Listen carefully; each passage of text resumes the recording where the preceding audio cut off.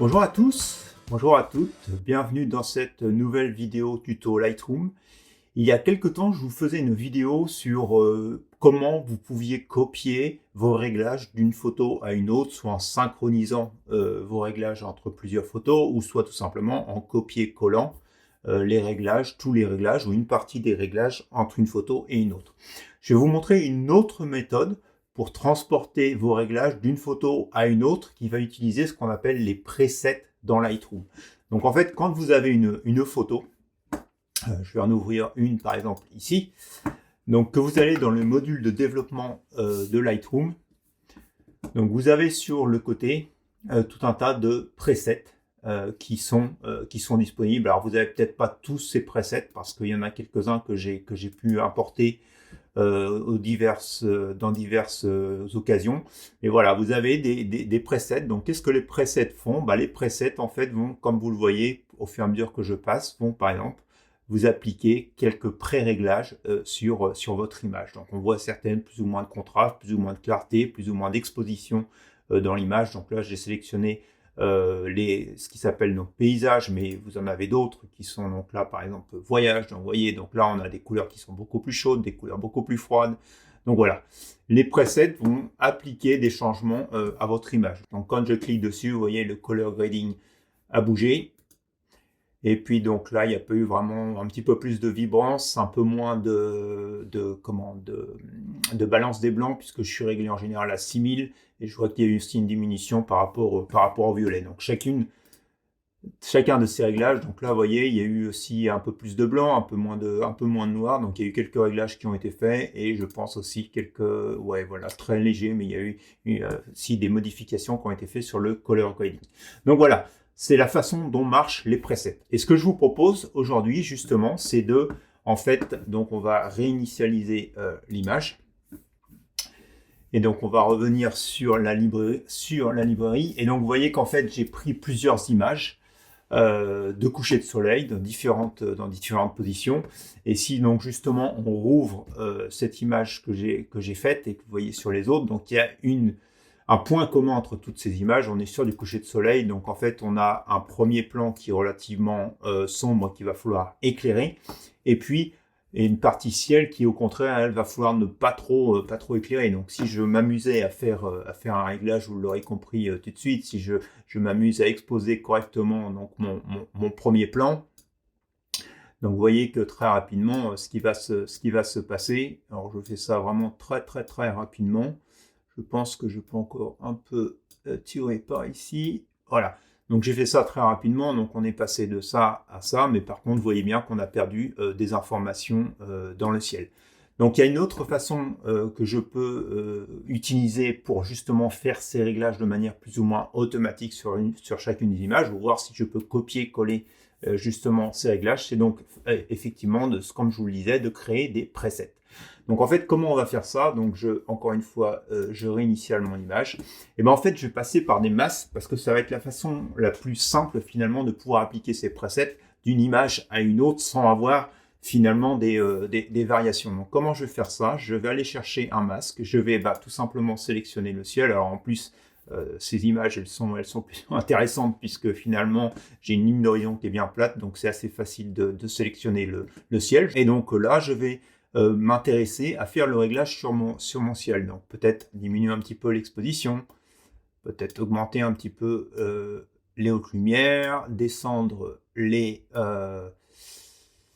noirs, les ombres. Je vais augmenter un petit peu les blancs sans trop brûler les choses. J'aime pas trop donc toucher à tout ce qui est dièse. Par contre, je vais ramener un petit peu plus de texture dans le ciel.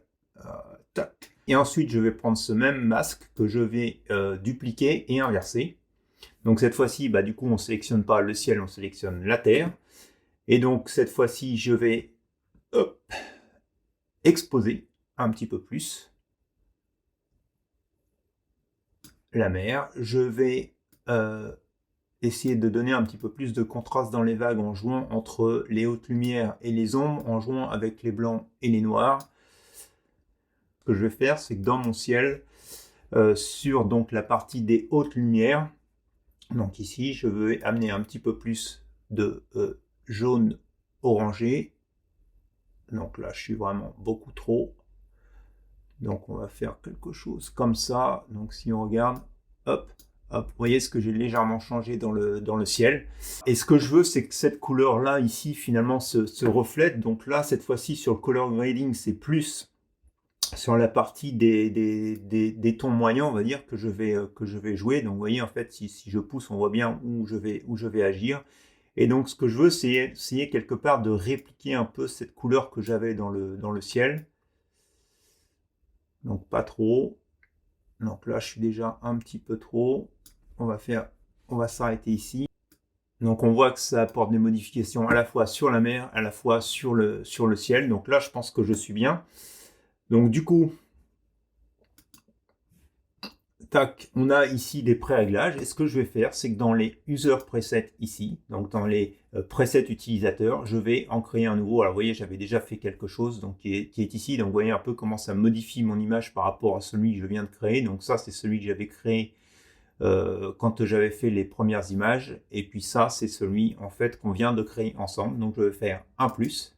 Je vais faire le create le preset et je vais lui donner un nom, donc tout ce qu'on veut garder. Donc on veut garder les masques inversés, on veut garder tous les réglages, le color grading est bien sélectionné, les blancs, est-ce qu'on avait touché? On avait touché la clarté, donc ça c'est bon. Donc voilà, tout est correct.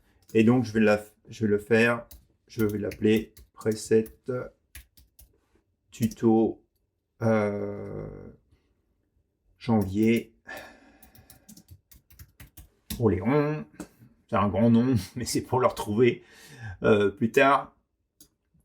Et je fais créer. Et donc du coup, ce qui va se passer, c'est que je vais pouvoir, par exemple, donc vous voyez donc cette première image, je vais passer à l'image suivante.